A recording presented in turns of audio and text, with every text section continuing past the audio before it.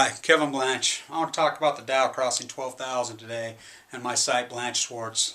I know I haven't got a lot done on it in the last few months. I've been busy with my book, Post-Ignorance, my study, all done. But anyway, I'm back at it. This morning, I wanted to wait. I have an index that I use. It's called the Kevin D. Blanch Weighted Wealth Index, where I weigh wealth. It's a basket that I have built. I've used it for years and years and years in wealth protection, all kinds of things. But what I do is I take a basket of components. I've never published it. It's published in my book, Post-Ignorance. Well, the Dow 12,000 compared to when it crossed the Dow 12,000 and what, 99?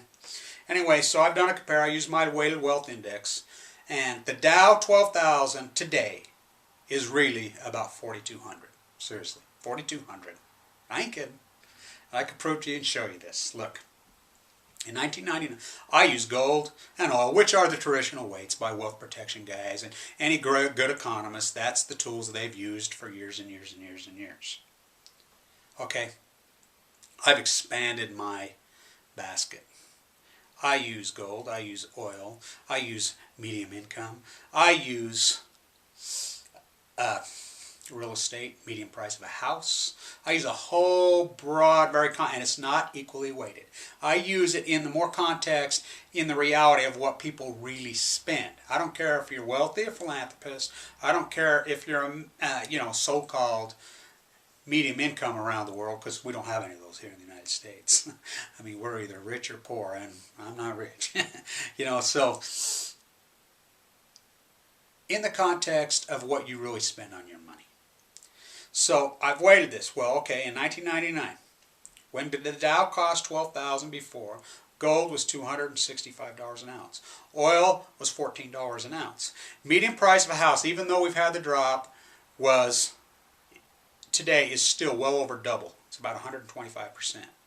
Okay, medium income. Real wages have declined consecutively for 30 years in this country. Still declining. Still declining. We've gone from the greatest middle class in the history of the world to the no middle class via economic policy. We went from demand-side economics, empowerment of the middle class, we all do this together, to supply-side, trickle up, trickle down, to the empowerment of the very elitist. Look, and if you don't believe that's true, it's this simple. It's this simple.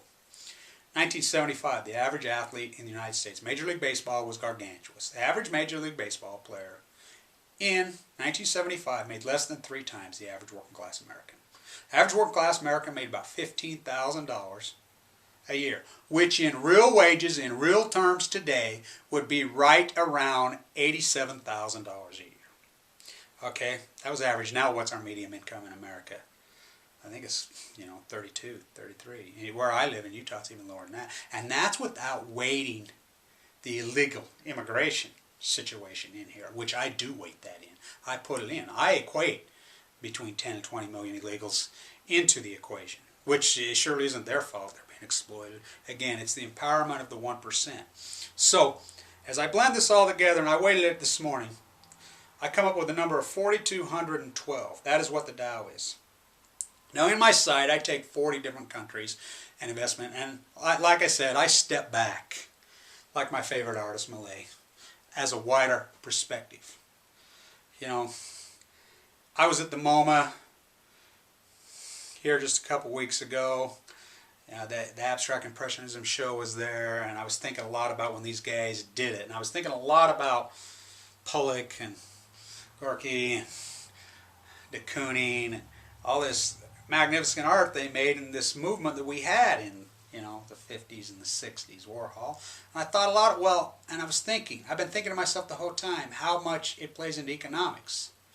Look, we had the opportunity to make great art in this country, because the middle class had money. They had wealth, they had jobs, they had time to create. But not just the artist, the viewer of the art. The American viewer had time to think about art and to read and look and enjoy things like that. They don't anymore. That's why we had no art movement. So I take this site, I try to blend wealth in a true context of wealth, art and culture together. You know, whether you be a philanthropist, you know, I have that in there, or just a small-time investor. So I weight these 40 countries, and I can tell you what they've done over the last 10 years, and I weight them in contrast to other societies. Okay, I weight their index, or their, you know, so-called major index, their so-called Dow. Every country has one, and I weight it to the dollar. And, I mean, the United States has been just destroyed. The wealth of the United States has been obliterated. And then a lot of people, well, they sold out 2 years ago. They panicked out and bought gold, thought they were covered. Didn't work. Didn't work. Look, if you panicked out, it didn't help you one iota. I mean, actually, if you just stayed in the market, you probably would have been a little bit better. But, I mean, the whole thing, it's a wash. It's the weakness of the currency.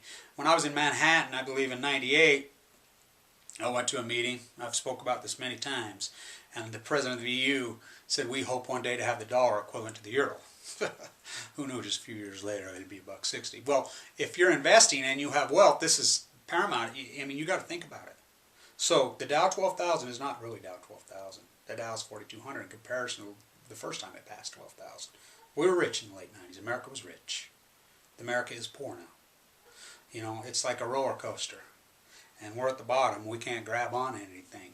You know, and so as you're weighting wealth across, you know, whether you're a currency trader, you're an investor in Europe or in the United States. And again, I'll be working on my site. My name's Kevin Blanch. I put my email all over. I'm hoping to teach my post-ignorance and go to work somewhere. I'm getting ready to I'll have my resume out, but my site is BLANCH-SCHWARZ. And you can get in there, and I'll be working on it and weight these things. But this is what you have to think about an investment as a global investor. And, you know, all these pompous assholes that are sitting in Davos or whatever, you know what? Don't fall into that trap. Especially if you're wealthy and you have a lot of money, you need to understand all these things. And I think a lot of true wealth around the world does. But true wealth is not money. True wealth is so much more. So much more. And to you people that don't have any money, that broke, you know, I'm on the bottom. I've been up here before. I'm down here trying to find my way. Look, wealth has very little to do with money. Very little to do with money. Wealth is a state of mind. It has a lot to do with art. It has a lot to do with culture. It has a lot to do with educating yourself and how far you've brought along your brain and your mind and your sophistication. And you're not born with that. You know, it's hard, hard, hard work. You can be born into the richest family in the world and the poorest family in the world. This guy can be way more wealthier than this guy in mind and spirit. And in mind and spirit's what really counts. Now granted, your money's important. You know, I've watched lots of inherited wealth be destroyed. I grew up in a town that had gargantuan sums of inherited wealth. I have friends with inherited wealth that have been absolutely destroyed.